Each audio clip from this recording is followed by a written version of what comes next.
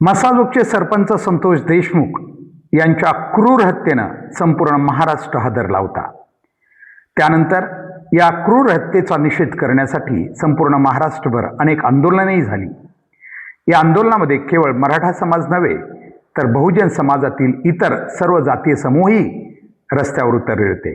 अगदी वंजारी समाजसुद्धा काही प्रमाणात या आंदोलनाचा निषेध करण्यासाठी रस्त्यावर होता.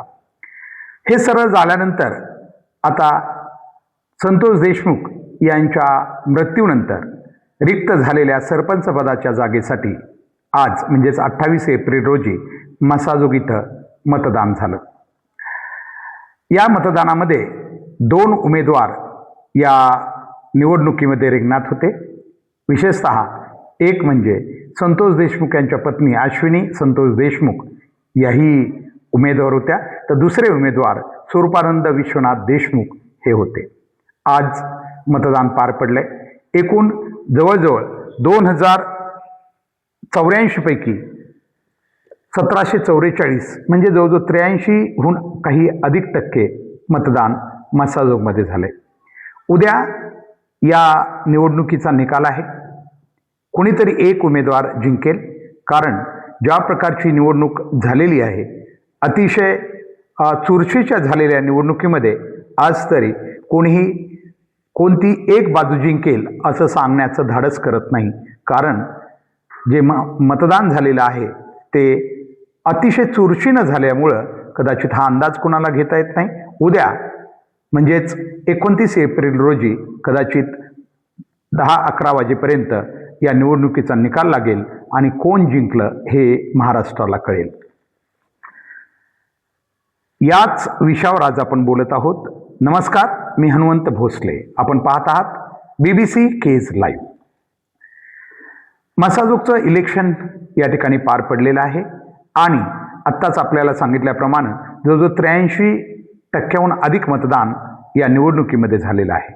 2 प्रमुख उमेदवार रिंगणात आहेत आणि संपूर्ण महाराष्ट्राचं लक्ष या निवडणुकीनं वेधलेलं आहे. त्याचं कारणही तसंच आहे.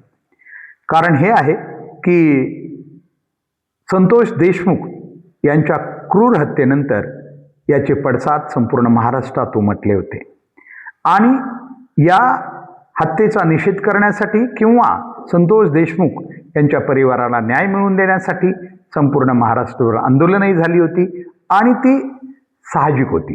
कारण हत्याकांड ज्या क्रूर पद्धतीनं झालं होतं त्यामुळं कदाचित हे अशा प्रकारचे अनेक मोर्चे निघाले होते, निषेध झाला होता.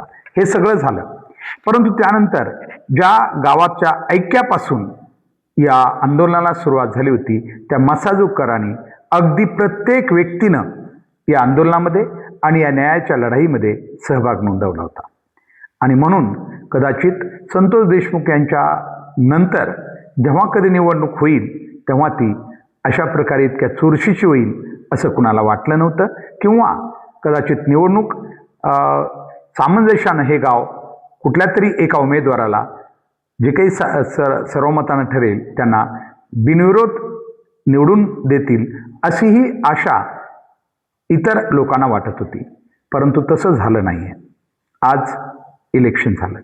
ठीक आहे, राजकारणात नक्कीच प्रत्येकाला लोकशाहीमध्ये निवडणुका लढवण्याचा अधिकार आहे, त्याच्यात कुठलीही शंका नाही. परंतु अलीकडच्या काळामध्ये राजकारणाचे काही वेगळेच संकेत केलेले आहेत. त्यानुसार कदाचित त्या संकेताचा एक भाग म्हणून असं वाटलं होतं की याही वेळी मसाजोगकर कदाचित बसून एखाद्या उमेदवाराला बिनविरोध निवडून देतील. मग त्याच्यात परिवारातील असेल किंवा परिवाराच्या बाहेरचं असेल ते खरं तर गावकऱ्याने ठरवायला हवं होतं. परंतु असं झालं नाही आणि कदाचित राजकारणाच्या या इच्छाशक्तीमुळं या दोन्ही उमेदवाराच्या आज समन्वय आपण दोन्ही उमेदवारांच्या इच्छाशक्तीमुळं कदाचित आज गाव मात्र दुभंगलंय. गावाचं ऐक्य ज्या मोठ्या प्रमाणात महाराष्ट्रानं पाहिलं होतं ते गाव आता या मतदानाच्या रूपानं आपल्याला नक्की दुभंगलेलं दिसेल. माझा विषय हा नाही आहे की राजकारणात कुणी काय करावं, कारण हा ज्याचा त्याचा हक्क आहे. कुठलाच, कारण हे कुणीच याच्यावर टिप्पणी करू शकत नाही.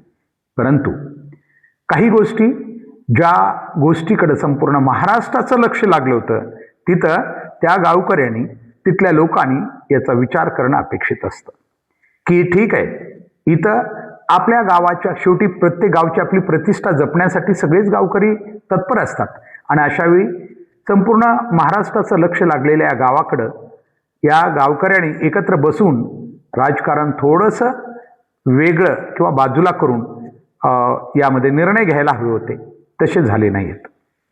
आता दोन्ही उमेदवारांच्या बाजू आपण तपासून पाहूया थोडक्यात. का असं होऊ शकलं नाही? होणं खूप अपेक्षित होतं, परंतु ते झालं नाही. इथं नेमकं आता प्रत्येक समीक्षक एकाची ही चूक, याची तरी चूक, त्याची तरी चूक असं दाखवायचा प्रयत्न करतील, परंतु इथं आपण आज कोणाची चूक हे दाखवणार नाहीत, तर नेमकं दोघांना काय करता आलं असतं हे अंदाज घेण्याचा किंवा तपासण्याचा प्रयत्न करूया. सर्वप्रथम बघूया, स्वरूपानंद विश्वनाथ देशमुख हे उमेदवार जे की याच गावचे नागरिक आणि यापूर्वी राजकारणात आणि बाकी याच्यात सक्रिय असलेले व्यक्तिमत्व. यांनी मागच्या निवडणुकीमध्येही सहभाग नोंदवला होता आणि त्यामध्ये ते अतिशय कमी मतानं पडले होते असं त्यांचा दावा आहे. आणि पडले होते 8, 9, 10 मतदान काहीतरी त्यांना कमी पडलं आणि ते पराभूत झाले होते. मात्र त्यानंतरच्या संतोष देशमुख यांच्या लढाईमध्ये त्यांनी आपलं हे बाकी राजकारण बाजूला ठेवून नक्कीच सहभाग नोंदवला होता आणि त्यामुळं कदाचित एक गावाचं ऐक्य सर्व स्तरावर कायम टिकून राहिलं होतं. म्हणजे गावात थोडक्यात राजकारण झालं नव्हतं. परंतु स्वरूपानंद देशमुख यांना यावेळी या निवडणुकीमध्ये कदाचित, कारण 14 महिन्याचा कार्यकाळ फक्त आहे बाकी, यावेळी थांबता आलं असतं. पण त्यांचं असं म्हणणं आहे की नाही, यावेळेस त्यांनी थांबायला पाहिजे होतं आणि मला म्हणजे स्वरूपानंद देशमुख यांना यावेळेस बिनविरोध निवडून द्यायला हवं होतं असा त्यांचा दावा आहे. कारण त्यांचं म्हणणं आहे की मागच्या निवडणुकीमध्ये मी कमी मतानं पडलो होतो, त्यामुळं पुढचा 14 महिन्याचा कार्यकाळ आपल्याला देण्यात यावा अशी त्यांनी मागणी केली होती असं ते म्हणतात. परंतु आमचं म्हणणं असं होतं की ठीक आहे, 14 महिन्याचा कार्यकाळ एखादं गावाचं कामं करायला पुरेसा होऊ शकत नाही.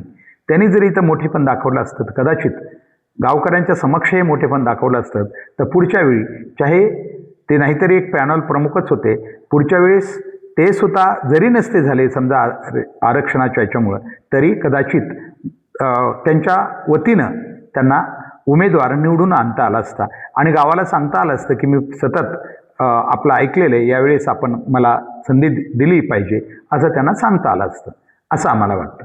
परंतु तसं न होता ते निवडणुकीत उभे राहिले, त्यांनी आपला दावा केला आणि आपली बाजू कशी पक्की आहे हेही त्यांनी निवडणुकीत सांगितलं. आता शेवटी या त्यांच्या सांगण्याचा या मतदारावर किती परिणाम झाला आहे हे आपल्याला उद्याच्या मतमोजणीनंतर कळेलच.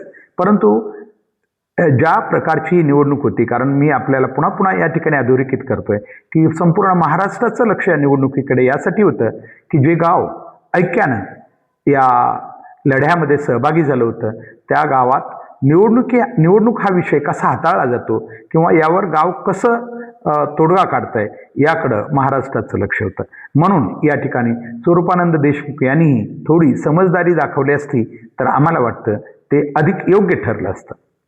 आता दुसरी बाजू, अश्विनी संतोष देशमुख या निवडणुकीमध्ये उमेदवार म्हणून आहेत.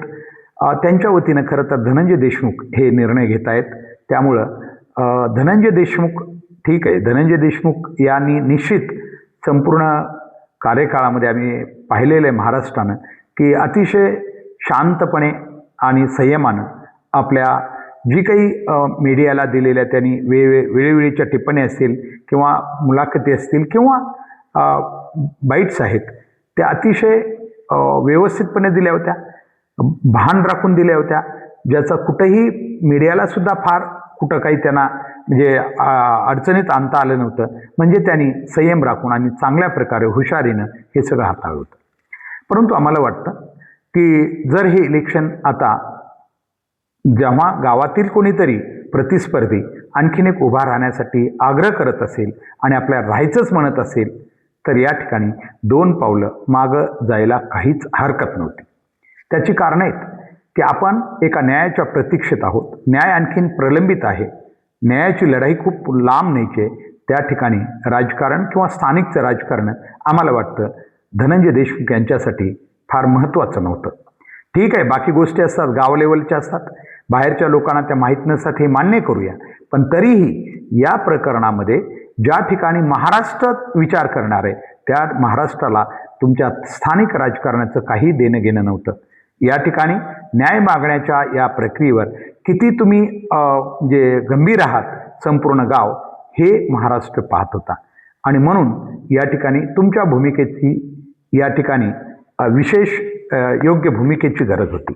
कारण जेव्हा आपल्याला कळतं की समोरचा यावेळेस काही कारणानं कासत नाही, आग्रह धरतात, अशावेळी आपण बाजूला होऊन जर आपल्याच वतीनं त्यांना तुम्ही पुढं केलं असतं, ठीक आहे, आम्हीच त्यांना उभं केलं तरी महाराष्ट्रात एक वेगळा संदेश गेला असता आणि कदाचित उहापोह झाला नसता. एकमेकावर उगाच अभद्र टिप्पणी करण्याची संधी या ठिकाणी या निमित्तानं कोणाला प्राप्त झाली नसती. कारण राजकारण म्हणलं की संधी असते.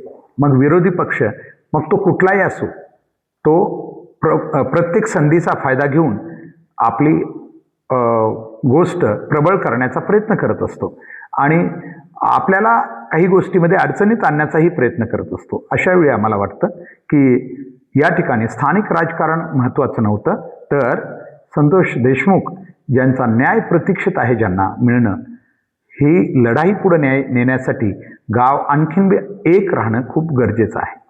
अशावेळी जर 2 पावलं पुढे जाऊन आपण मागं विचार करून जर कदाचित स्वरूपानंद देशमुख यांनाच तुम्ही निवडून देण्याचा किंवा आपल्या वतीनं उमेदवार बनवण्याचा प्रयत्न केला असता तर तो संदेश नक्कीच चांगला गेला असता आणि ते 14 महिन्यात काय करतात हेही गावाला आणि महाराष्ट्राला कळलं असतं.